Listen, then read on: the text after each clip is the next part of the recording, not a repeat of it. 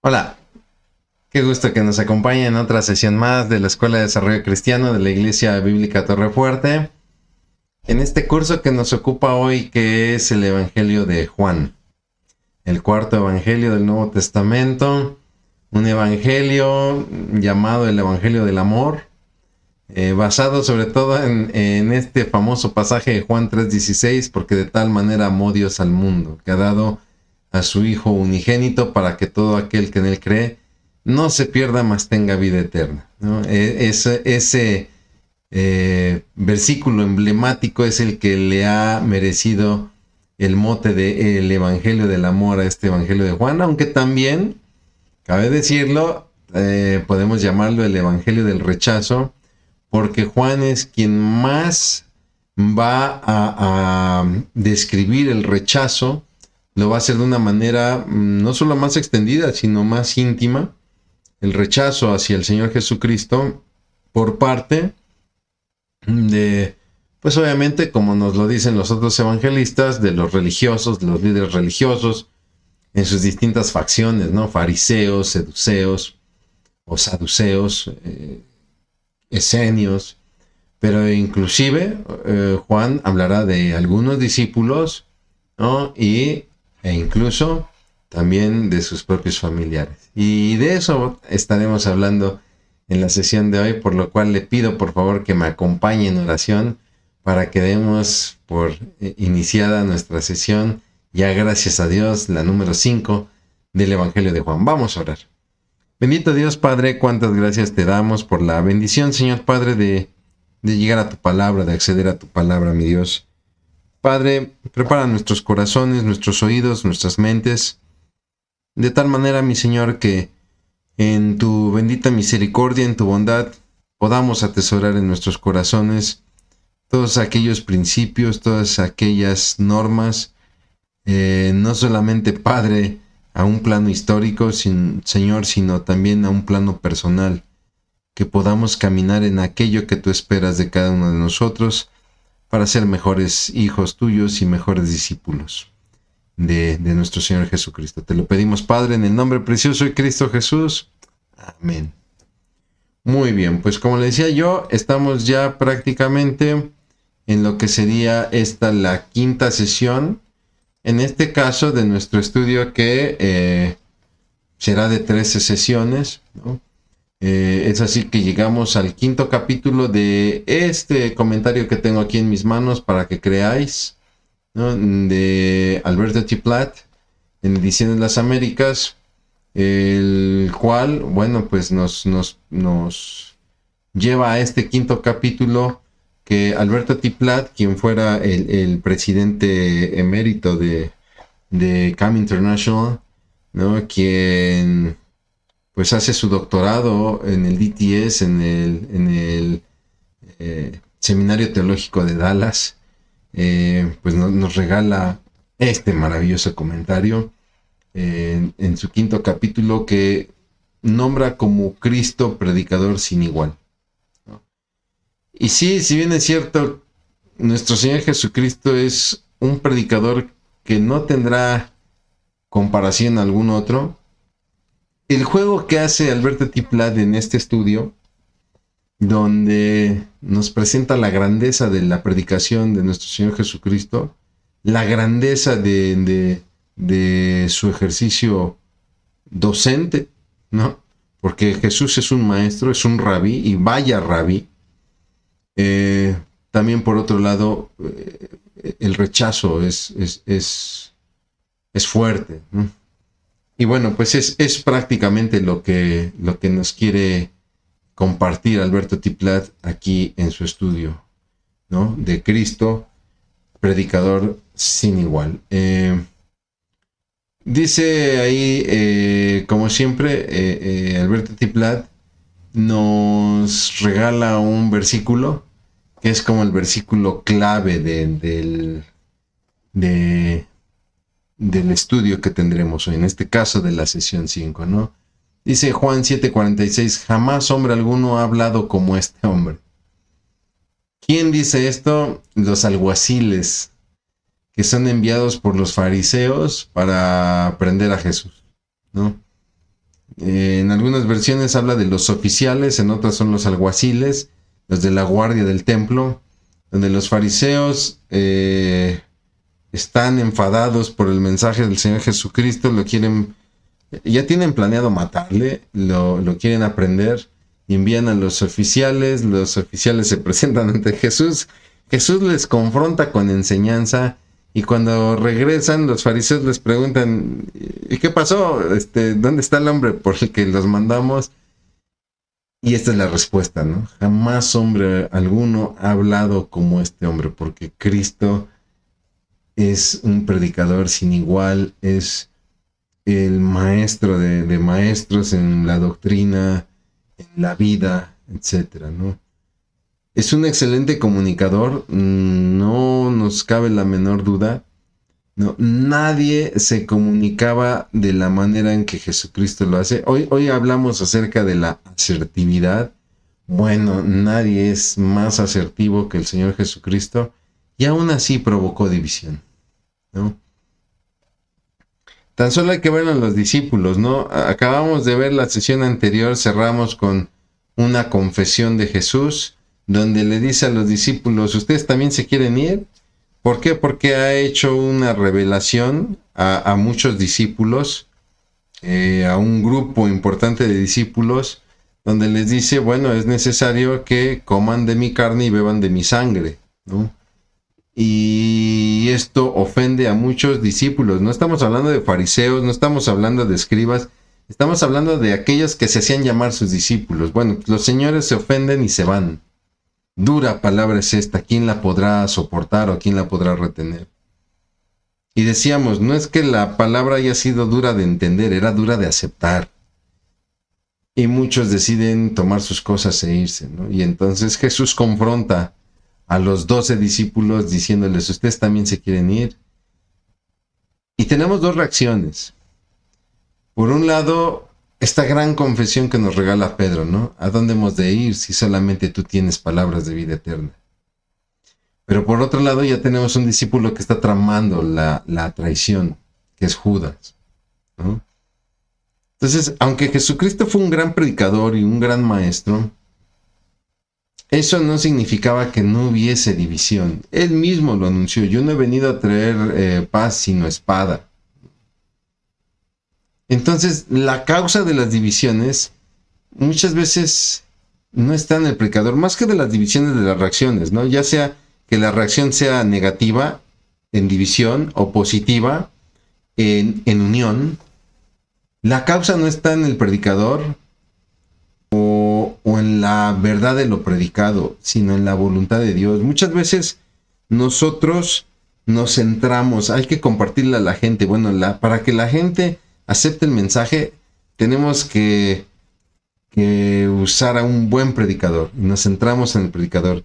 O bueno, para que la gente acepte el mensaje, tenemos que usar un buen mensaje y nos centramos en el mensaje. Usted puede llevar un gran predicador y puede llevar un gran mensaje, y la gente aceptará o no el mensaje de acuerdo a la voluntad de Dios. Por eso la importancia de la oración. Cuando vamos a presentar el mensaje de Cristo, es importante primero pedirle a Dios que en su voluntad la gente abra su corazón a dicho mensaje. Y si Dios quiere abrir la voluntad de los corazones, usted puede llevar al peor predicador y con un mensaje muy simple, y la gente lo aceptará. ¿Por qué? Por la voluntad de Dios. Lo que significa que Pedro y Judas son cada uno responsable de su respuesta. Pedro será responsable de esa declaración, ¿a dónde hemos de ir si solamente tienes palabras de vida eterna? Y Judas será responsable de su traición. No podemos decir que tanto la respuesta positiva de uno como la negativa de otro son responsabilidad del Señor Jesucristo por haber expuesto bien o mal su enseñanza, ¿no? De tal manera que cada uno de nosotros, mis hermanos, somos responsables también de cómo respondemos ante Cristo. Y le decía, el rechazo no solamente se da en los religiosos, sino hasta inclusive en la propia familia. Arrancamos lo que sería el capítulo 7 con la incredulidad de los hermanos de Jesús. De estos medios hermanos, ¿no? Estamos en la sección del rechazo, y la sección del rechazo son prácticamente los 11 primeros capítulos. Nosotros estamos arrancando el capítulo 7, donde hemos visto que hay rechazo a pesar de las señales que el Señor Jesucristo ha hecho, a pesar de convertir el agua en vino, ¿no? A pesar de sanar, ¿no? De sanar a las personas.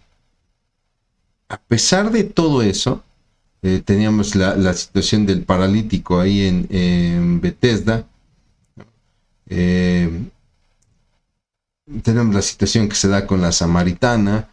A pesar de todas estos prodigios, la alimentación de los 5,000, etc., la gente simplemente le rechaza. Y a pesar de los discursos, y vaya discursos y enseñanzas, la gente le rechaza. Entonces, si tratamos de hacer un ejercicio de empatía y tratamos de ponernos en los zapatos del Señor Jesucristo, se imagina su corazón, donde pese a que hace todo lo posible por beneficiarnos, el corazón duro le rechaza. Donde se compadece de la gente y le da de comer, es tarde, no tienen dónde ir a comprar las cosas, hay que darles de comer, la gente le rechaza. Y no solamente la gente le rechaza, sino que hay un grupo que pretende matarlo, y Jesús lo sabía. Jesús sabía que alguien ya tenía esta intención, vamos, ya me atrevo a decir, ¿no? Como un pueblo vaquero, ya tenía precio su cabeza. Y no estamos hablando de un Jesús que se está victimizando o que está haciendo locuras producto de su imaginación. Jesús lo va a externar, y entonces los mismos escribas, los mismos fariseos van a decir: ¿de dónde saca este que lo quieren matar? Pues del corazón de ustedes. Simplemente Jesús leyó la intención de su corazón. A todo esto, imagínense un Señor Jesucristo que ha hecho cosas por la gente, por el pueblo, y lo único que recibe es rechazos, retos. Si eres el Hijo de Dios, haz una señal. Y planes de muerte, ambientes hostiles. Todavía se tiene que enfrentar al rechazo, a la incredulidad de los hermanos. Jesús inicia su ministerio público. No sabemos exactamente qué pensaban o qué declaraban los hermanos, los medios hermanos de Jesús respecto a él, pero lo que sí sabemos de manera certera es que al inicio del ministerio público de Jesús, sus hermanos no creían en él. De hecho, viene la fiesta de los tabernáculos ahí en Jerusalén. Y ellos le aconsejan: pues preséntate, o sea, si es cierto todo lo que dices acerca de ti, note usted eso, ¿no? Si es cierto todo lo que dices acerca de ti, pues la mejor manera de que lo des a conocer es presentándote de manera pública en Jerusalén. Pero Jesús va a responder con dos grandes verdades, ¿no? Mi tiempo no ha llegado. Mi tiempo no ha llegado. Y entonces vemos la agenda divina, el horario divino, ¿no? Donde Jesús nuevamente nos ministra que Él va a obrar en los tiempos de acuerdo al plan del Padre, como lo va a hacer con María en la boda de Caná, ¿no? ¿Qué tengo que ver yo contigo, mujer? Mi tiempo aún no se ha cumplido. Yo sigo la agenda de mi Padre de acuerdo al plan divino de mi Padre. No puede el mundo aborreceros a vosotros, mas a mí me aborrece, porque yo testifico de él. Entonces habla de la relación del mundo, donde el mundo prefiere lo suyo y rechaza a cualquiera que le hace ver al mundo sus tinieblas.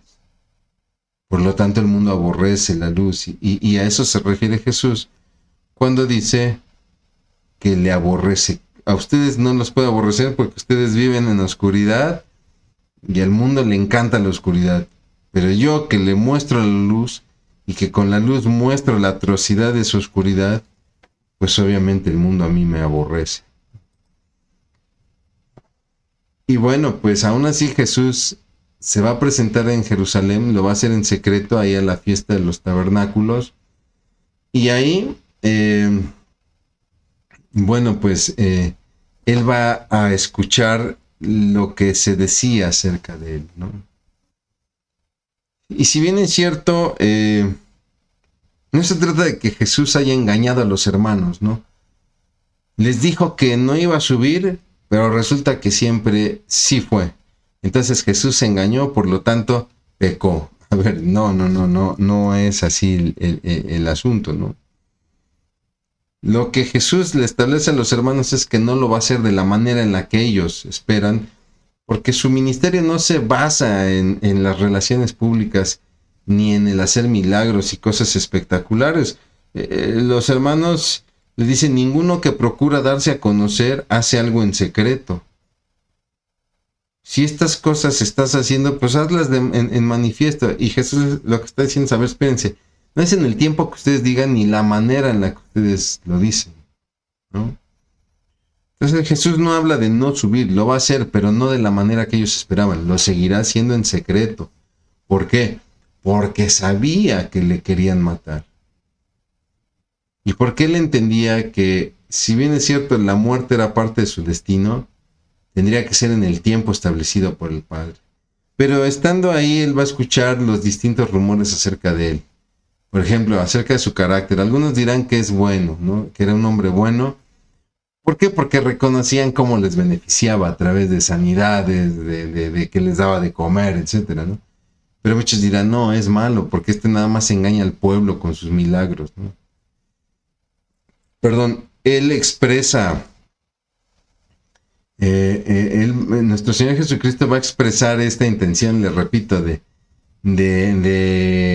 querer matarle, y la gente, inclusive hasta por eso, sobre todo los principales sacerdotes le critican esa situación, ¿no? Cuando en realidad no dijo una mentira. También hay opiniones acerca de su procedencia, ¿no? ¿Por qué? Porque la gente ignoraba que él había nacido en Belén. Todos lo vieron crecer en Nazaret, en la región de Galilea, y pensaban, pues, es de ahí, este hombre es nacido de José, el carpintero, ahí en Nazaret. Y no, pues el Mesías no va a venir de Galilea, ¿no? La región de Galilea era una región menospreciada por el pueblo judío. ¿Por qué? Porque era una región que, al igual que Samaria, estaba muy, muy entremezclada con paganos, ¿no? Con gentiles. Y no solamente eso, sino que a diferencia de Samaria, los galileos eran personas consideradas como personas bárbaras, rudas, toscas, sin educación, ¿no? No solamente contaminados con el paganismo, sino inclusive gentes de oficios, no gente de estudios, ¿no? Los samaritanos eran un pueblo aborrecido por los judíos como traidores, ¿no? Pero no los tenían como ignorantes, ¿no? Pero sí como un pueblo sucio, contaminado por el paganismo gentil. Pero los galileos, si bien es cierto, no los odiaban como los samaritanos, los menospreciaban, ¿no? Eran como los tontos de la región. Discúlpeme usted la comparación, ¿no? Es como lo que hoy hacen en España con los gallegos, ¿no? Que toman a la gente de Galicia como tonta, ¿no? Digamos que de esta manera era la manera en la que concebían a cualquiera que procediera de Galilea. De ahí que Natanael, por ejemplo, cuando le dicen hemos hallado al Señor, dice, de Nazaret podrá salir algo bueno. Sí. Si ellos son tontos, son inferiores, ¿no? La gente pensaba que Jesús era de Nazaret. Y de repente empezó a correr una creencia que no estaba ni en las profecías ni en la ley, donde hablaba acerca del Mesías y decían que nadie sabría de dónde vendría el Mesías, cosa que no es cierto. Las profecías son muy claras, y Miqueas, por ejemplo, Isaías nos dice que es en Belén de Efrata donde va a nacer el Mesías, ¿no? Pero la gente, muchos ignoraban que Jesús había nacido en Belén. También había opiniones acerca de su mensaje, ¿no? Donde le digo, los los fariseos envían a los alguaciles a capturarle y no pueden a causa de las enseñanzas. Y viene este pasaje que leíamos al inicio, ¿no? En donde los mismos alguaciles dan este testimonio, ¿no? De jamás hombre alguno ha hablado como este hombre. Y la reacción de los fariseos, ahí al final de este capítulo 7, la reacción de los fariseos es muy triste. Porque dice la palabra que maldicen a la gente. Mas esta gente que no sabe la ley, maldita es. Qué terrible el corazón de los fariseos. Sin embargo, ahí está Nicodemo, el que le había visitado unas noches antes, registrado en el capítulo 3, ¿no?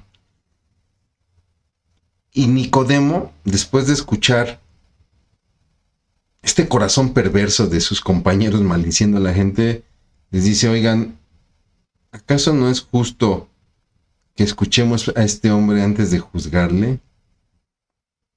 Y entonces ahora se voltean contra Nicodemo y le dicen, ¿acaso eres tú también Galileo? O sea, ¿acaso también eres tonto? Escudriña y ve que de Galilea nunca se ha levantado ni siquiera un profeta, porque ignoraban que Jesús había nacido en Belén, ¿no? Es triste el corazón de los fariseos, ¿no? Sin embargo, bueno, pues hay dos mensajes importantes ante esta incredulidad, tanto de los familiares, los hermanos de Jesús, como del resto de los judíos, ¿no? Los fariseos cuestionan a Jesús acerca de el enseñar sin la aprobación de ellos mismos, ¿no? Entonces, Jesús no tiene derecho a enseñar si no es con la aprobación rabínica. Lo que Jesús responde, a ver, mi enseñanza no proviene de mí, sino del Padre que me envió. Y prácticamente les dice, y ustedes pueden comprobar esta enseñanza experimentándola en sus vidas. Obviamente vendrá un rechazo por esto. Pero Jesús hace una invitación muy interesante en el verso 37 de este capítulo 7. Recuerde usted, estamos hablando de la fiesta de los tabernáculos. ¿Qué era esta fiesta de los tabernáculos? Era también conocida como la fiesta de las enramadas.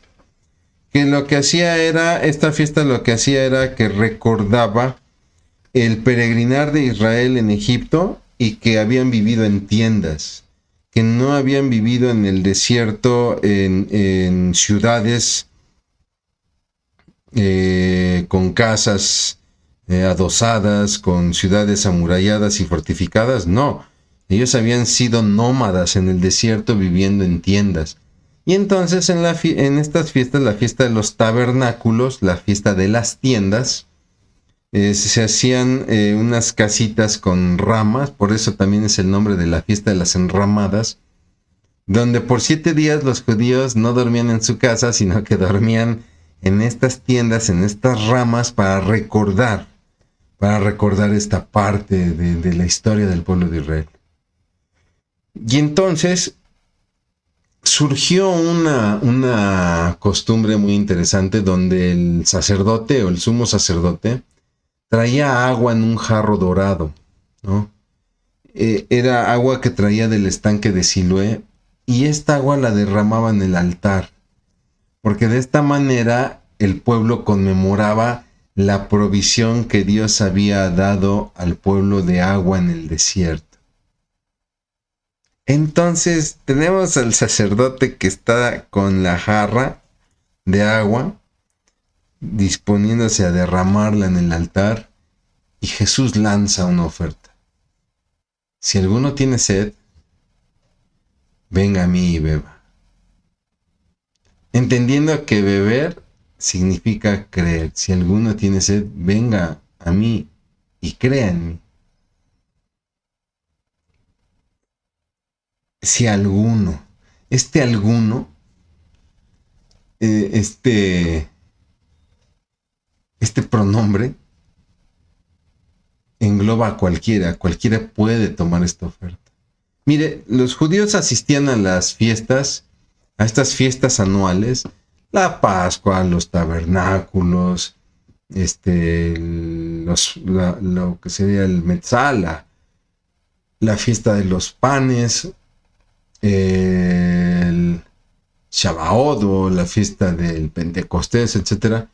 Muchos judíos asistían a estas fiestas simplemente por cumplir el requisito, ¿no? Pero muchos asistían porque tenían una verdadera sed espiritual. En verdad querían buscar a Dios.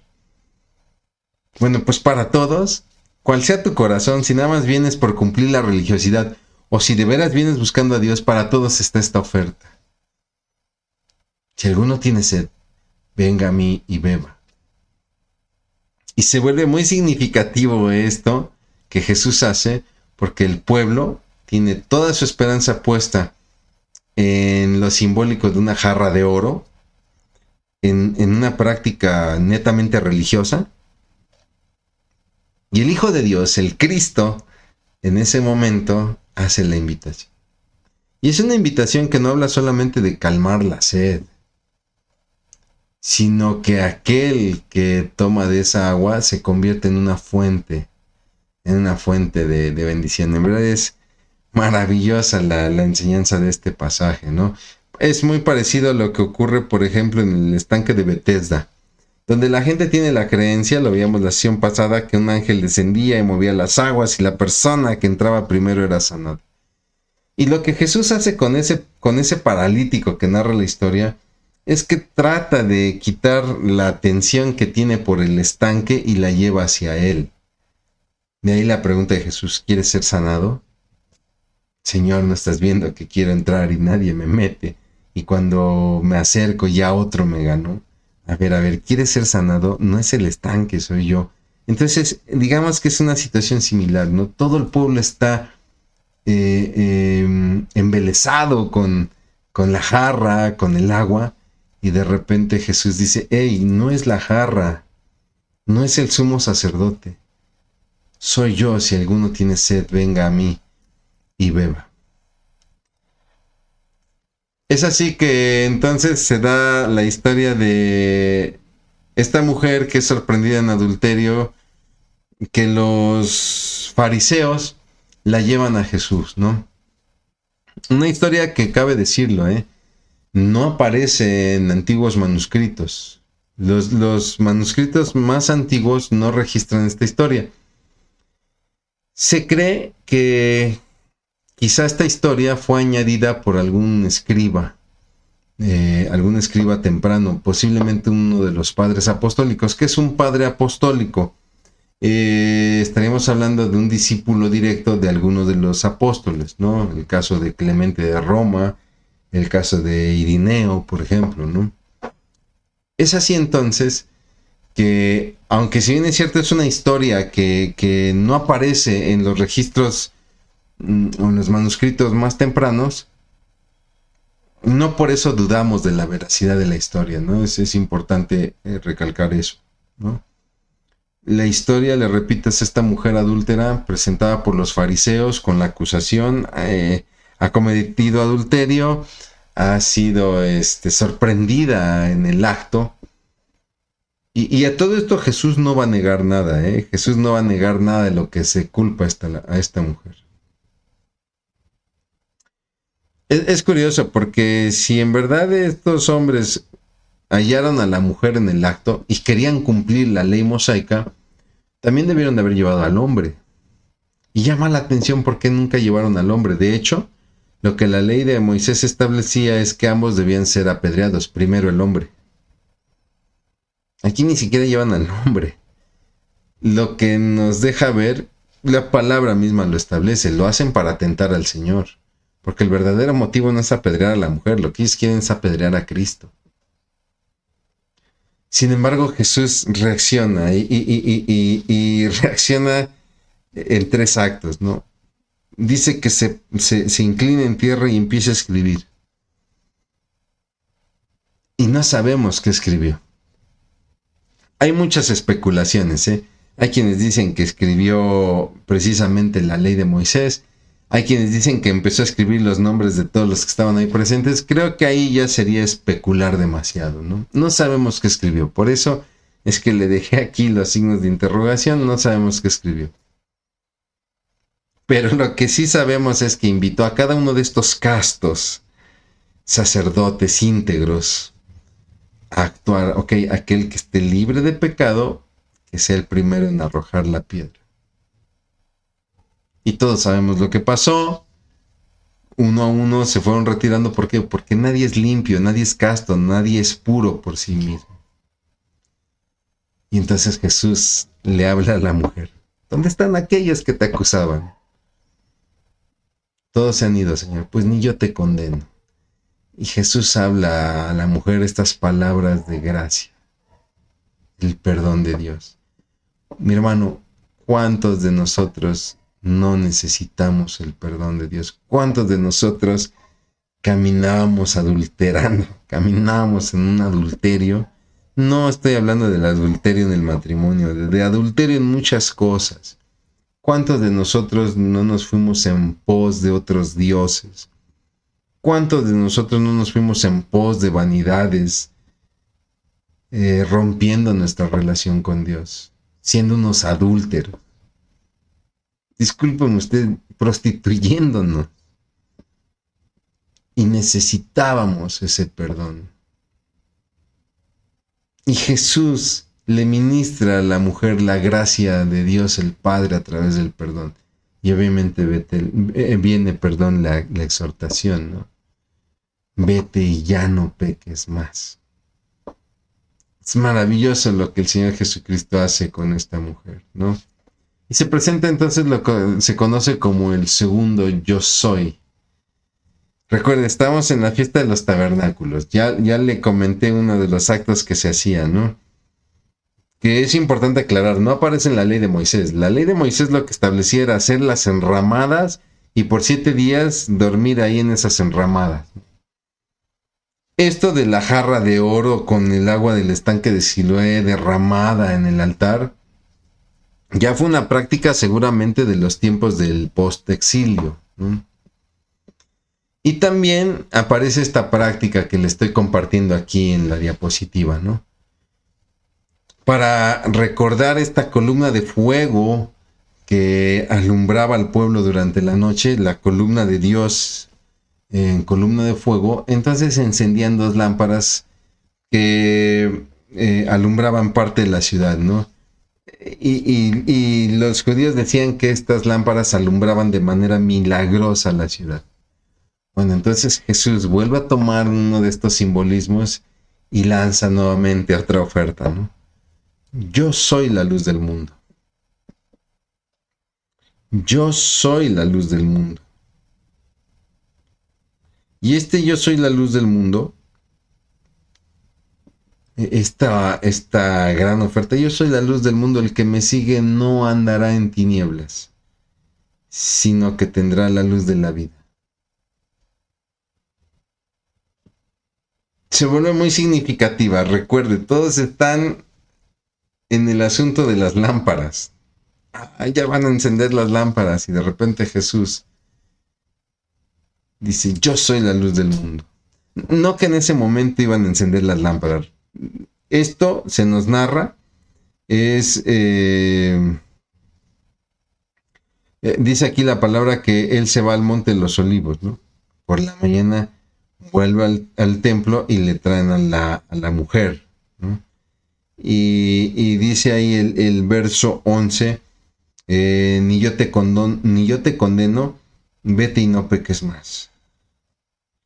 Y dice el verso 12, otra vez Jesús les habló diciendo. Entonces esa otra vez puede sugerir que en otra ocasión, ya después de lo que pasó con la mujer, en otra ocasión, días después, o horas después, ¿no?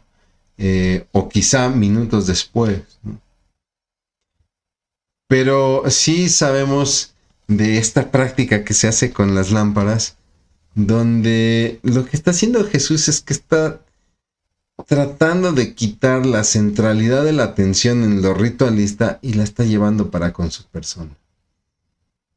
Y qué importante es el simbolismo de la luz del mundo. ¿Por qué? Porque la luz representa, respecto a la fiesta, en la fiesta de los tabernáculos, esta luz de las lámparas representaba la protección de Dios, así como la columna de fuego había protegido al pueblo en el desierto. Pero respecto a la inmoralidad, la luz representa la justicia de Dios frente al pecado. Respecto a la falsa doctrina, por ejemplo, la luz representa la verdad de Dios en medio de la falsedad, ¿no? Y respecto a los perdidos, pues la luz representa la dirección de Dios, así como la columna de fuego guiaba al pueblo, columna de nube en el día, de fuego en la noche guiaba al pueblo, pues la luz representa la dirección de Dios. Sin embargo, viene una confrontación nuevamente con los judíos, y esta idea de la luz, este concepto de la luz ahora va a ayudarnos a revelar el carácter de los opositores. Donde Jesús, luego de que da esta declaración, los fariseos luego le atacan, ¿no? Tú das testimonio de ti, entonces tu testimonio no es verdadero. ¿Por qué? Porque Jesús había dicho anteriormente, cualquiera que da testimonio de sí, su testimonio no es verdadero. Entonces, cuando Jesús dice, yo soy la luz del mundo, el que a mí viene ya no caminará en tinieblas, sino que tendrá la luz de la vida. Estás hablando de ti, entonces tu testimonio no es verdadero. Y entonces Jesús empieza una serie de contestaciones donde va a revelar el carácter de los opositores, ¿no? Ustedes juzgan según la carne. Ustedes se mueven por el juicio.